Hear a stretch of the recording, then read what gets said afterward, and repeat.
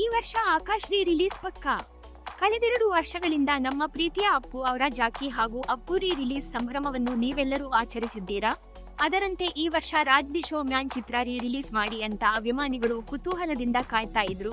ಆದ್ರೆ ಈ ವರ್ಷ ರಾಜ್ ಬರ್ತಿಲ್ಲ, ಆಕಾಶ್ ಬರೋದು ಪಕ್ಕಾ. ಹೌದು, ಪವರ್ ಸ್ಟಾರ್ ಪುನೀತ್ ರಾಜಕುಮಾರ್ ಹಾಗೂ ರಮ್ಯಾ ಅಭಿನಯದ ಸಿಲ್ವರ್ ಜುಬಿಲಿ ಚಿತ್ರ ಆಕಾಶ್ ಅಪ್ಪು ಅವರ ಹುಟ್ಟು ಹಬ್ಬದ ಪ್ರಯುಕ್ತ ಮಾರ್ಚ್ 13ಕ್ಕೆ ರಿಲೀಸ್ ಆಗಲಿದೆ ಅಂತ PRK ಸಂಸ್ಥೆ ಅಧಿಕೃತವಾಗಿ ಅನೌನ್ಸ್ ಮಾಡಿದೆ. ಇದರಿಂದ ಕೆಲ ಅಭಿಮಾನಿಗಳಿಗೆ ಅವರ ಆಸೆಯಂತೆ ರಾಜ್ ಚಿತ್ರವನ್ನು ಈ ವರ್ಷ ನೋಡಲು ಸಾಧ್ಯವಿಲ್ಲವಾದರೂ ಕೂಡ ಎಲ್ಲರ ಮೆಚ್ಚುಗೆ ಪಡೆದ ಆಕಾಶ್ ಚಿತ್ರವನ್ನು ಎಷ್ಟೋ ವರ್ಷಗಳ ನಂತರ ದೊಡ್ಡ ಪರದೆ ಮೇಲೆ ನೋಡುವ ಅವಕಾಶ ಬರುತ್ತಿದೆ. ಒಟ್ನಲ್ಲಿ ಅಪ್ಪುರವರು ಆಕಾಶ್ ಆಗಿ ಮತ್ತೆ ಬರಲಿದ್ದಾರೆ.